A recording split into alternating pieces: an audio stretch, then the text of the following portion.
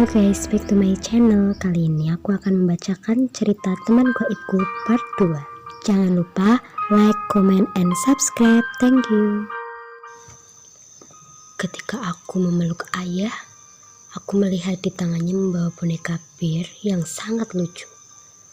Langsung kuraih dan kupeluk boneka itu tanpa menghiraukan ayah dan ibu. Wah, boneka bir. Hai, aku Febri. Aku memeluk erat boneka itu. Ketika aku peluk boneka tersebut, tiba-tiba ibu menegurku. Febri, tidak boleh seperti itu.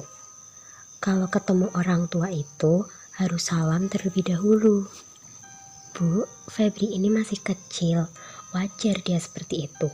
Ucap ayah dengan suara lembutnya yang seolah-olah membelaku.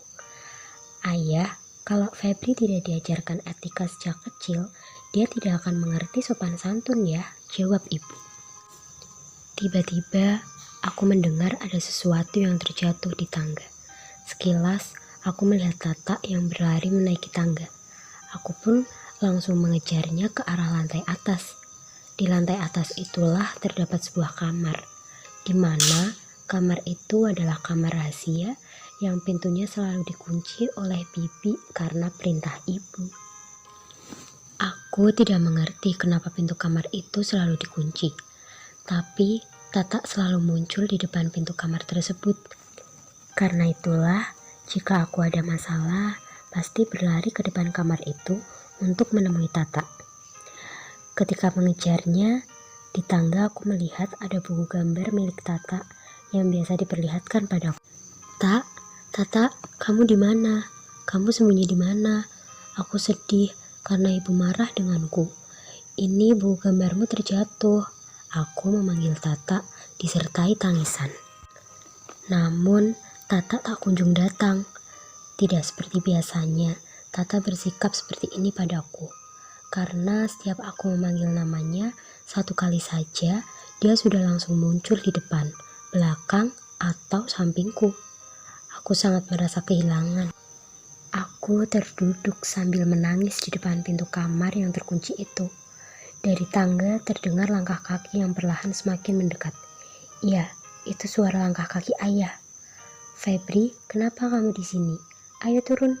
Ibu cuma menasihati Febri. Ibu tidak marah dengan Febri, nak, ucap ayah. Febri mencari Tata ya. Febri mau mengembalikan buku gambarnya, jelasku yang masih tetap menangis. Saat itu juga, ayah langsung menggendongku ke bawah. Wajahnya tampak bingung ketika aku menyebutkan nama Tata dan menunjukkan buku gambar tersebut dengan tulisan Dita Angelina.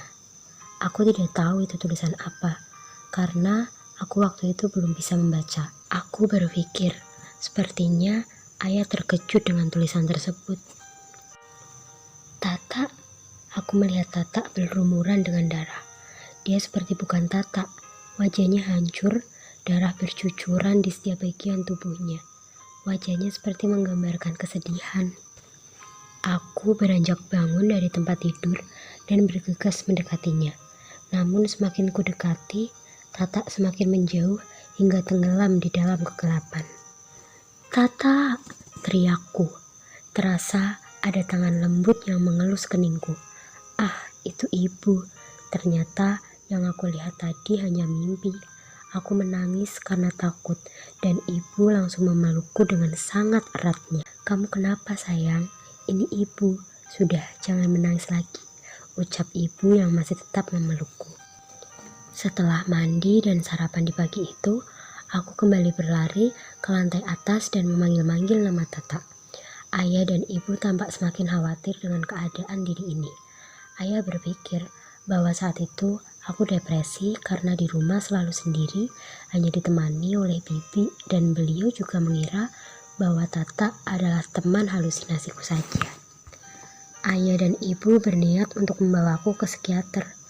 Bu, atau Febri kita bawa ke psikiater saja ya? Tanya ayah. Tapi Febri tidak gila ayah. Dia cuma butuh kasih sayang kita. Ibu menyanggah ucapan ayah. Tapi bu, Febri sama seperti kamu dulu. Dia menangis-nangis di depan pintu itu. Dan jika Febri dibawa ke psikiater pun tidak berarti dia gila, Bu. Ayah tidak sengaja mengingatkan hal tersebut kepada ibu. Dulu, sebelum aku dilahirkan ke dunia ini, aku mempunyai kakak. Dia bernama Dita Angelina. Kamar lantai atas itulah kamar Kak Dita. Tapi, aku tidak tahu apakah Tata itu Kak Dita. Karena Kak Dita kan sudah meninggal, sedangkan Tata masih hidup. Ya, begitulah pikirku saat itu. Ibu bilang Kak Dita meninggal karena sakit, dan pada waktu pemakaman Kak Dita, saat itu ayah sedang ada tugas di luar negeri. Seketika itu, ibu kembali mengeluarkan wajah kesedihan. Yah, kenapa ayah mengingatkanku tentang Dita lagi? Ucap ibu sedih. Maaf Bu, bukan maksud ayah seperti itu. Ayah memeluk ibu. Ya sudah ya, mungkin memang ada baiknya kita coba bawa Febri ke psikiater. Ibu pun menyetujui saran ayah. Akhirnya, aku dibawa ke psikiater. Saat itu diriku yang polos ini tidak mengerti apa-apa pun bertanya kepada mereka. Ayah, ibu, kita mau kemana? Mau jalan-jalan ya?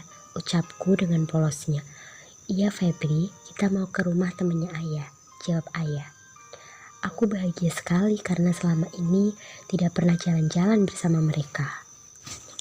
Sampailah aku di rumah teman ayah itu. Teman ayah bernama Dr. Seto. Orangnya sangat baik. Sepertinya dia paham akan masalah-masalah yang pernah dihadapi oleh keluargaku. Aku suka sekali padanya. Dr. Seto mengajakku bermain dan banyak bercerita.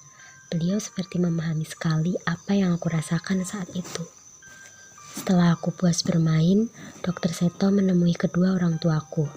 Di akhir pembicaraan, sekilas aku mendengar Dr. Seto berkata, kalau ibu ingin semuanya cepat selesai dan kembali dengan ketenangan, sebaiknya ibu segera berterus terang pada suami ibu. Jangan ada yang ditutup-tutupi. Sering-seringlah bersama Febri. Setidaknya sekedar untuk keluar bersama. Aku melihat ibu tampak diam seperti memendam suatu kegundahan dalam jiwanya. Sedangkan di wajah ayah tampak bingung dan penuh pertanyaan. Lalu pada diriku sendiri, hanya berpikir ingin kembali pulang dan bermain dengan boneka-bonekaku tanpa memikirkan ayah yang seperti kebingungan, ibu dengan kegundahannya, dan Tata yang entah di mana.